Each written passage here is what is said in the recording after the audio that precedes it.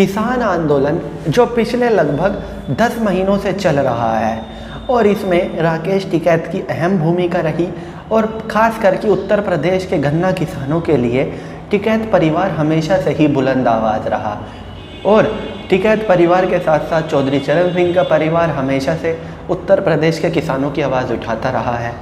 और राकेश टिकैत ने जिस तरह का दबाव बनाया हुआ था पिछले कुछ वक्त से उत्तर प्रदेश में, पहले मुजफ्फरनगर में महापंचायत की, जहां पे राकेश टिकैत की भारतीय किसान यूनियन का दावा था कि 20 लाख लोग आए, लेकिन अगर इंडिपेंडेंट सोर्सेज की माने तो 5 लाख लोग तो आराम से थे और 5 लाख की भीड़ कम नहीं होती।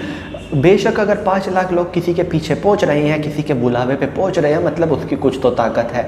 और फिर जो लोग राकेश टिकैत के बारे में इस तरह की बातें करते नजर आते थे कि राकेश टिकैत में हिम्मत है तो उत्तर प्रदेश में आंदोलन करके दिखाए, उत्तर प्रदेश में रैलियां करके दिखाए, राकेश टिकैत ने उन लोगों की बातों का जवाब अपने एक्शन से दिया और ताबड़तोड़ उत्तर प्रदेश के दौरे किए।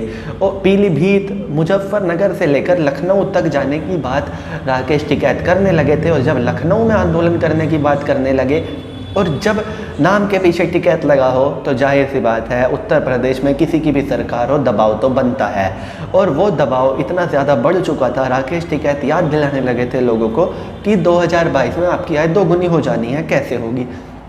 एक तरफ डीजल के दाम बढ़ गए, बिजली के दाम बढ़ गए और दूसरी तरफ खेत में मिलने वाली बिजली भी महंगी हुई। ये सब बातें से लगातार राकेश टिकैत सरकार को घेर रहे थे, लोगों को याद दिला रहे थे कि ये वही सरकार है। 2017 से पहले घोषणा पत्र में 360 370 तक ये बात कर रहे थे। इनके नेता कहते थे गन्ने का भाव तो 400 होना चाहिए, लेकिन इन्होंने 4 साल में सिर्फ 10 रुपये बढ़ाया।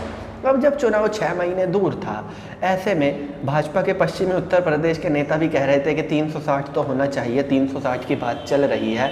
लेकिन राकेश टिकैत ने हकीकत में इतना दबाव बना दिया था कि ये मजबूरी भी थी और दूसरी तरफ चुनाव भी आ रहे हैं, तो चुनाव की तैयारी भी करनी थी। और सबसे बड़ी दिक्कत ये हो चुकी थी कि पश्चिमी उत्तर प्रदेश में भाजपा के नेता भाजपा का प्रचार नहीं कर पा रहे थे ग्रामीण क्षेत्र में, क्योंकि गाँव में घुसते ही जवाब मिलता था कि 4 साल में गन्ने के दाम सिर्फ 10 रुपये क्विंटल बढ़े हैं, डीजल इतना बढ़ गया, बाकी सब कृषि उपकरणों पर इतने रेट बढ़े हैं, बिजली का बिल इतना बढ़ा है और हमको जो मिल रहा है वो सिर्फ 10 रुपये क्विंटल बढ़ा के। हालांकि 25 रुपये क्विंटल थोड़ा भाजपा के नेताओं के लिए प्रचार करना तो आसान होगा, लेकिन इसमें राकेश टिकैत के रोल को भी नकारा नहीं जा सकता। लगातार ताबड़तोड़ बयानबाजी सरकार के खिलाफ करके, लखनऊ जाने की बात करके उन्होंने जो सरकार पे दबाव बनाया उससे 25 रुपये क्विंटल तक की बढ़ोतरी हुई।